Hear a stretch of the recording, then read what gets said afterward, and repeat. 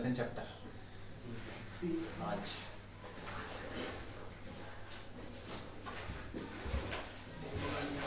अरे सॉलिड का असाइनमेंट तो कर लिया था ना, 11वीं क्लास वाला। नहीं किया, कुछ नहीं किया,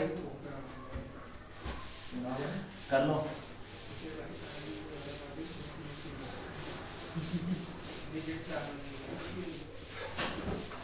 सॉलिड का टेस्ट है, सॉलिड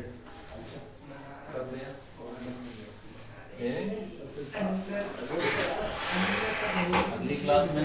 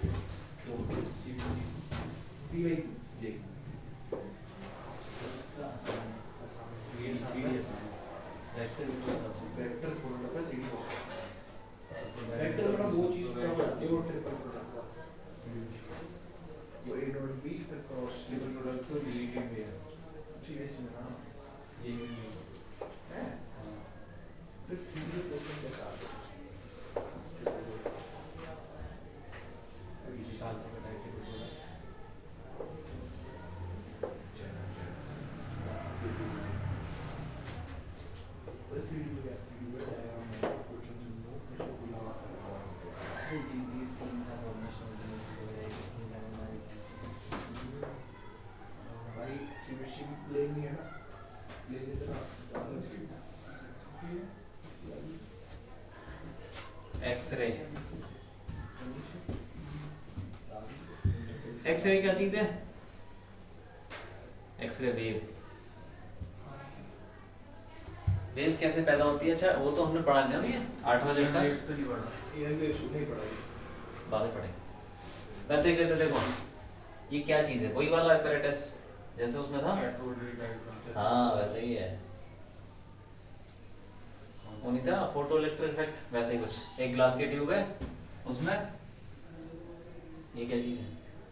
ये हीटिंग एलिमेंट है, टंगस्टन समझ लो। और उससे हमने बैटरी को जोड़ दिया यहाँ पे, और फिर एक प्लेट लगा दी, 2 प्लेटें लगाई इधर उधर, उससे भी बैटरी को जोड़ दिया। आई बात समझ में? 2 बैटरी से 2 चीजें जुड़ी हुई हैं।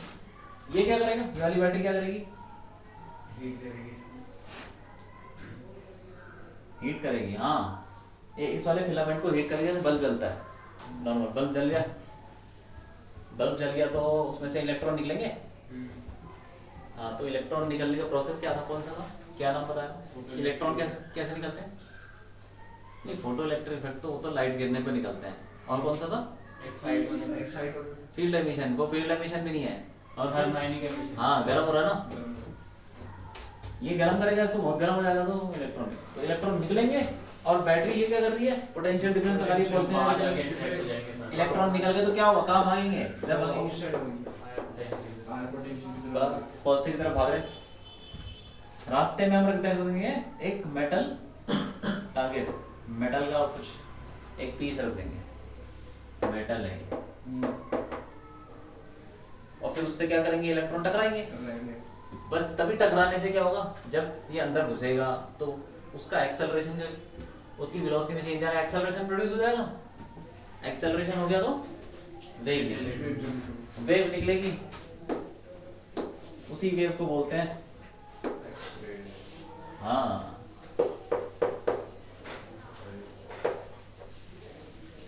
अरे इलेक्ट्रॉन डिफ्लेक्ट हो जाएंगे यहाँ से, मेटल से टकरा के कहीं जाने, लेकिन होगा तो एक्सेलरेशन।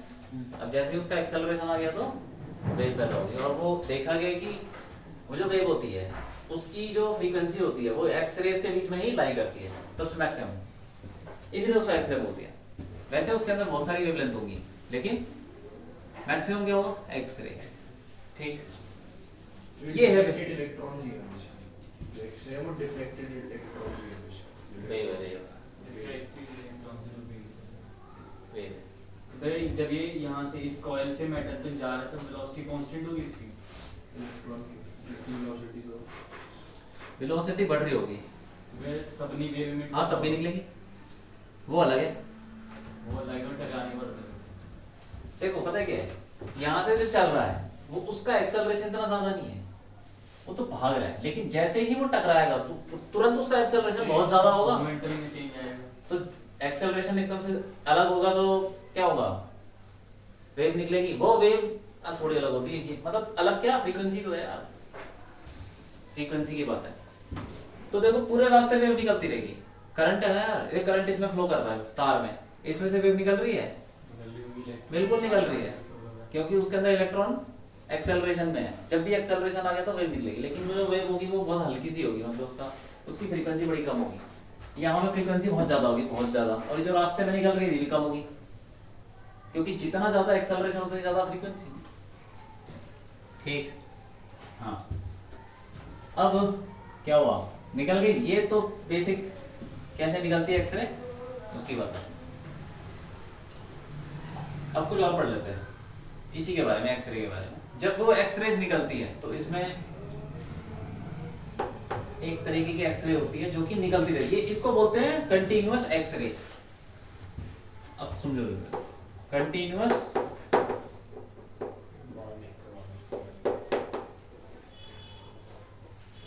मतलब क्या होगा, ये वो वेव है,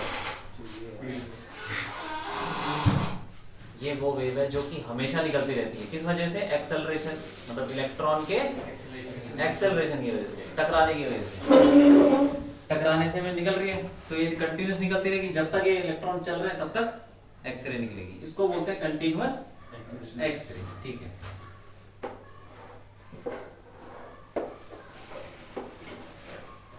और ये हो गई इंटेंसिटी। देखो यहाँ पे जो निकल रहा है वो अलग अलग, ऐसे ऐसे कुछ निकलेगा, तो जो निकलेगी रेज, एक्सरेज क्या, ईएम वेव निकलेगी, जिसमें मैक्सिमम एक्सरेज बोला जाता है उसको, लेकिन उसके अंदर वेवलेंथ बहुत सारी होगी।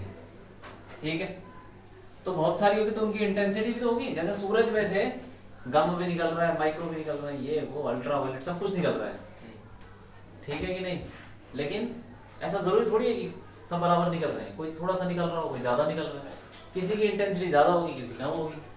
ठीक है, तो उसी का ग्राफ बना रहे हैं, इंटेंसिटी और किसका, लैम्डा का। ठीक, इंटेंसिटी को ऐसे समझ लो, एनर्जी समझ लो यार। अब देखो यहाँ पे ये जो इलेक्ट्रॉन निकल रहे हैं, इनमें सबकी काइनेटिक एनर्जी बराबर होगी कि नहीं होगी, कोई जरूरत नहीं है, कोई जरूरत नहीं, अलग अलग।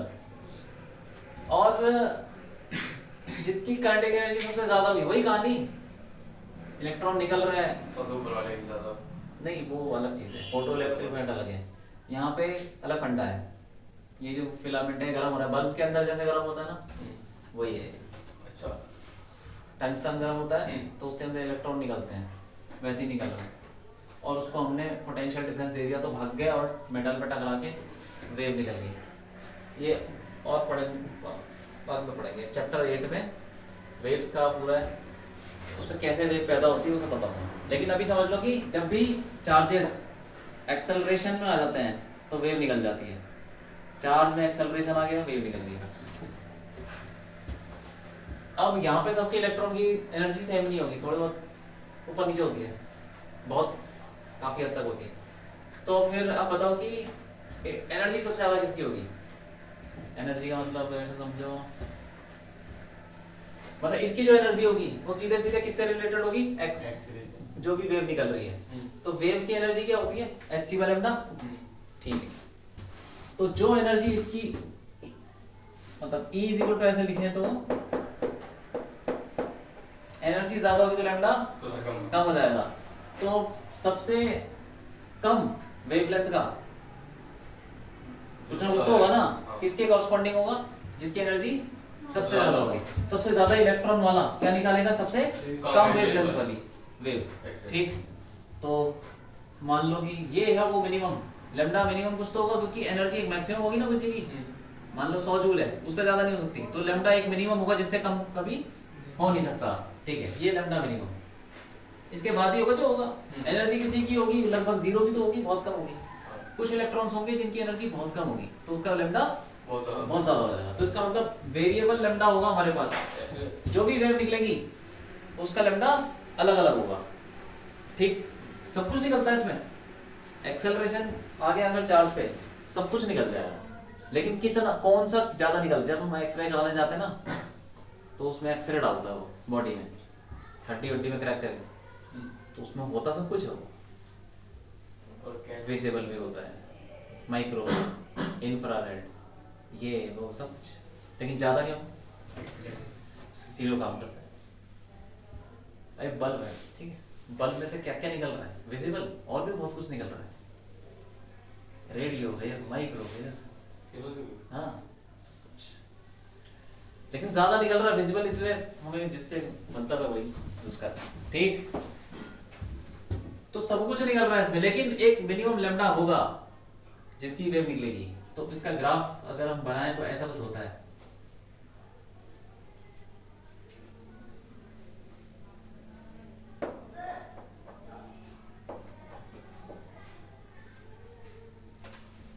ठीक है, ये ऐसा कुछ ग्राफ आता है।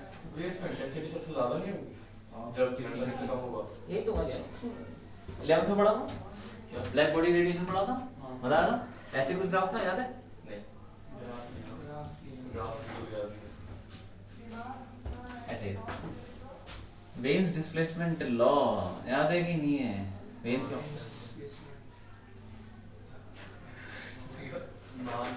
कुछ याद नहीं, कोई बात नहीं, ठीक है। देखो, सूरज में से वेव निकल रही सारी टाइप की, सबसे ज्यादा एनर्जी किसकी होती है? जिसकी लैम्डा कम होगा, यही ना?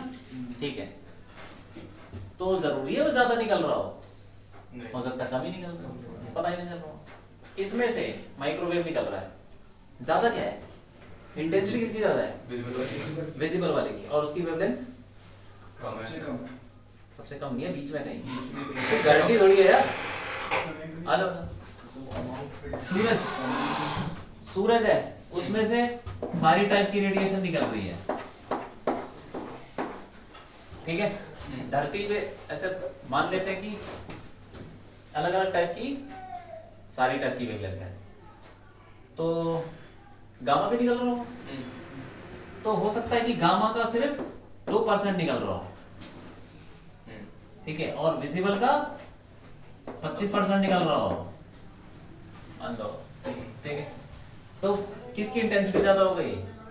विजिबल की, लेकिन विजिबल की वेवलेंथ ज्यादा ही, कोई गारंटी थोड़ी है, हो सकता है ये ज्यादा निकल रहा हो, मतलब ऐसा कुछ नहीं है यार, समझ रहे हो बात को? कम वेवलेंथ वाली कौन होती है? मिनिमम वेवलेंथ वाली कौन होती है? गामा और एक्सरे, ये सब, ठीक है। तो हो सकता है कि वो कम निकल रही होती ज्यादा ना, गामा वाली, और थोड़ा थोड़ा आगे बढ़ते जाओ, यहाँ पे लैम्डा ज्यादा है, ज्यादा लैम्डा किसका होता है? जैसे रेडियो वेव हो गया, ये सब हो गया। मतलब मैं क्या कहना चाह रहा हूँ ना, देखो सूरज में से सब कुछ निकल रहा है, विजिबल भी निकल रहा है, ये भी निकल रहा है, वो भी निकल रहा है। हो सकता है किसी की इंटेंसिटी ज्यादा हो, उसका लैम्डा से कोई लेना देना नहीं है। मान लो सबसे ज्यादा लैम्डा वाला, सबसे कम लैम्डा वाला, सबसे कम लैम्डा वाला ज्यादा निकल रहा हो, सबसे ज्यादा लैम्डा वाला हो सकता है ज्यादा निकल रहा हो, ऐसा कोई रिलेशन नहीं है। हाँ, लेकिन ऐसा देखेंगे कि ग्राफ ऐसा ही बनता है, एक्सपेरिमेंट, ठीक है। तो लगभग ग्राफ ऐसे बनता है। हेलो, तो ये लगभग इसके पास है, था थोड़ा दूर लगा तुमको, लेकिन पास में ही है। ये जो मिनिमम लैम्डा है इसी के पास है, मैक्सिमम थोड़ा सा दूर है। ये है कंटिन्यूअस एक्सरे, ठीक। अब आ जाओ दूसरे ग्राफ में।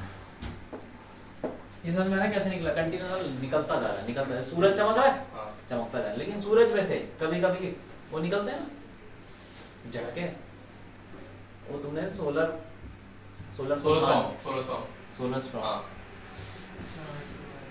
वो कब है, वो निकलते रहते क्या? कभी कभी निकलते हैं। तो जो कभी कभी है उसको बोलते हैं कैरेक्टरिस्टिक एक्सरे।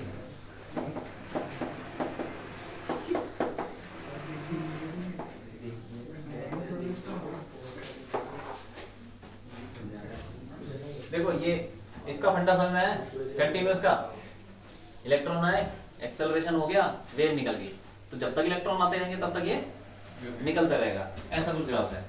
और जो निकल रहा है उसके अंदर बहुत सारी वेवलेंथ हैं, तो उसका हमने देखा कि किसकी इंटेंसिटी ज़्यादा, किसकी एनर्जी ज़्यादा, उसके हिसाब से ग्राफ बनाया, तो ये तो बनने लगा। ठीक, कैरेक्टरिस्टिक का मतलब ये कभी कभी होता है, बीच बीच में झटके मारता है।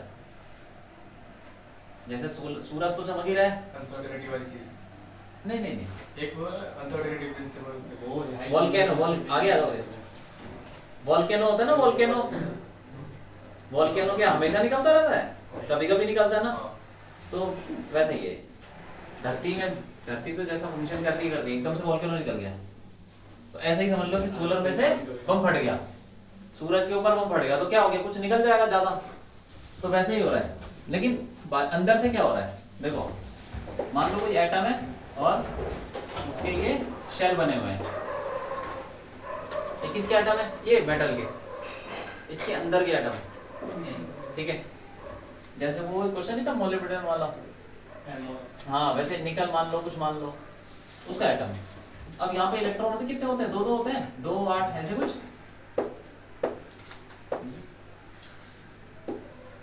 ऐसे ही होता ना, 2 8 8 फिर 8 नहीं 2 8 18 ऐसे कुछ होता है। 2 8 2 8 18 2 8 8 18 ठीक है, कोई बात नहीं, चलो मान लो उसे।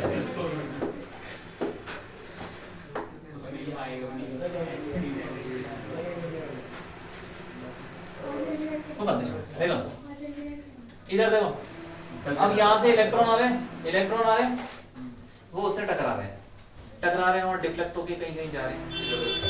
तो टकरा किससे रहे हो? मेटल से हाँ मेटल के एटम से। तो जब इलेक्ट्रॉन आएगा तो यही इलेक्ट्रॉन से कुछ तो ऐसे निकल जाएंगे, डिफ्लेक्ट होके निकल गए। इसकी वजह से क्या पैदा हो रहा है? कंटिन्यूअस, क्योंकि ये तो हमेशा होता रहेगा। लेकिन कुछ इलेक्ट्रॉन ऐसे भी होंगे जो टकरा के बाहर निकाल देंगे हाँ। मान लो कि एक इलेक्ट्रॉन यहाँ पर था और वो इलेक्ट्रॉन आया और इसने इसको बाहर निकाल दिया, टक्कर मार के बाहर निकाल दिया। तो बाहर निकाल देगा तो यहाँ क्या बच जाएगी?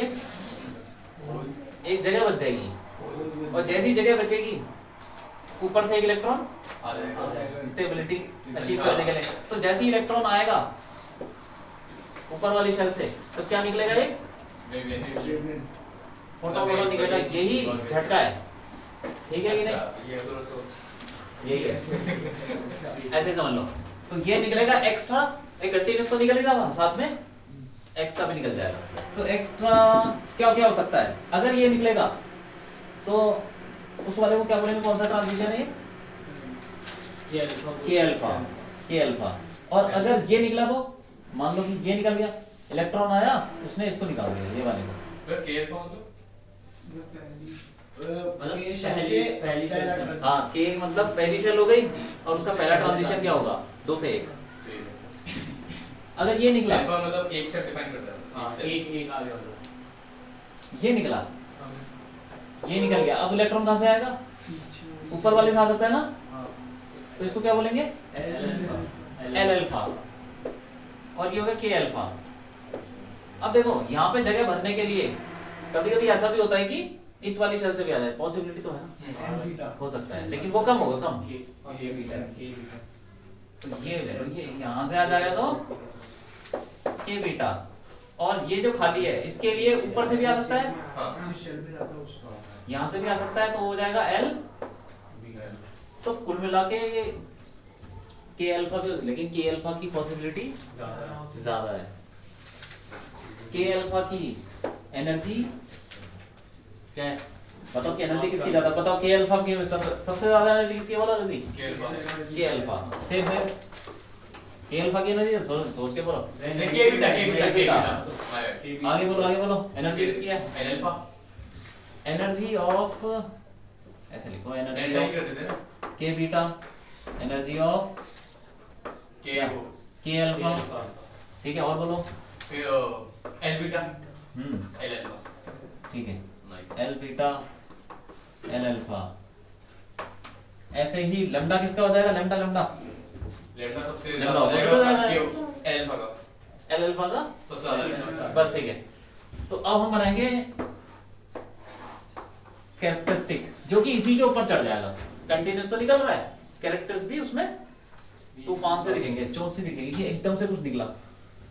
तो ये देखो,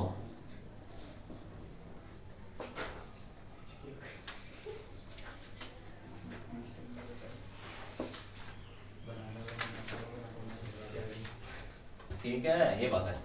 अब पर आएगा नहीं, भी आएगा। नहीं आएगा सबसे। देखा वही है पीछे अब देखो लैम्डा सबसे कम किसका है? सबसे कम जिसकी एनर्जी ज्यादा है के बीटा। तो सबसे पहले यहाँ पे आ जाएगा के बीटा, ये के बीटा हो गया, ठीक है, के बीटा। और आगे बढ़ जाओ, उसके बाद उसके बाद ये के अल्फा। तो के अल्फा भी कहीं इसके पास होगा और उसकी वेवलेंथ थोड़ी कम होगी, ज्यादा होगी, सॉरी ज्यादा। लेकिन ये चोंच किसकी ज्यादा होगी? चोंच किसकी ज्यादा होगी बताओ? बीटा वाले, क्योंकि इंटेंसिटी उसकी ज्यादा होगी, एनर्जी ज्यादा है। इंटेंसिटी किसकी ज्यादा होती है? जो ज्यादा परसेंट सूरज में से इंटेंसिटी ज्यादा किसकी होगी? जो ज्यादा जो निकलेगा। कौन निकलेगा? जिसकी पॉसिबिलिटी किस कौन ज्यादा होगा? के अल्फा की अच्छा ठीक है। 1,00,000 एटम है, ठीक है, 1 करोड़ एटम मान लो, तो किसकी पॉसिबिलिटी होगी? 99,000 तो के अल्फा हो जाएंगे, क्योंकि वही हो गया सबसे ज्यादा पॉसिबिलिटी। तो ये हो जाएगा क्या? के अल्फा के बीटा की तो ज्यादा से है ना। के बीटा, डेल्टा की ठीक। इसमें ज्यादा है। आगे बढ़ जाओ। और क्या है? और ये क्या हो गया? एल बीटा की एनर्जी ज्यादा, उसकी वेवलेंथ कम, तो फिर उसके बाद एल बीटा, ज्यादा एनर्जी कम। हाँ, तो ये हो जाएगा। यहाँ पे मान लो ट्रांजिशन किसका? एल अल्फा का, एल अल्फा की इंटेंसिटी ज्यादा, तो ये वही कहानी, सेम ज्यादा probable L alpha L beta. आई बात समझ में? ये हो गई, इसको याद रखना, ठीक है कि नहीं? ठीक है। तो लैम्डा भी इनके कॉरस्पॉन्डिंग हुई, lambda L alpha L beta, lambda के अल्फा,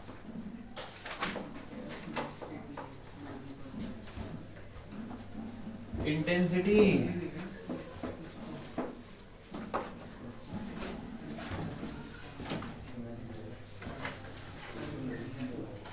ठीक है कि नहीं? ये बात है। तो देखो मिनिमम लैम्डा का मतलब मैक्सिमम एनर्जी के इलेक्ट्रॉन बहुत कम होंगे, इसीलिए उसकी इंटेंसिटी लगभग 0 है। एक आधा होगा, एक आधा। ठीक है। मैक्सिमम एनर्जी वाला तो एक आधा होगा, उसके बाद थोड़ी एनर्जी ज्यादा ले लो। जैसे मान लो क्लास में 100 बच्चे हैं, टॉप करने वाला तो एक ही होता है, हाँ हाँ, और उसके बाद सेकंड टॉपर एक होगा या 2 होंगे, ऐसे ही समझ लो। और आधे अधूरे मीडियम वाले वही है। 100% एलपी को हाँ, ये फेज डिस्प्लेसमेंट लॉ ही है एक तरीके से। ब्लैक बॉडी में से जो रेडिएशन निकलता है, सब कुछ होता है उसके अंदर, लेकिन सबसे ज्यादा क्या होता है वो वेन्स लॉ बताता है, उसका टेम्परेचर क्या होता है। Lambda T is equal to constant. कोई बात नहीं, लिख लो, ठीक है, याद रखना इसको। ये एटम्स का पार्ट है। हाँ एटम से कौन सा चैप्टर चल रहा है ये? एटम ही चल रहा है। हाँ, मैं तो ऐसी पूछ लिया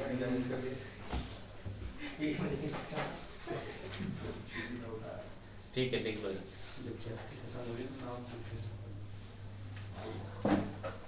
तो थोड़ा बोल कौन सा पेपर है? सेम ही है।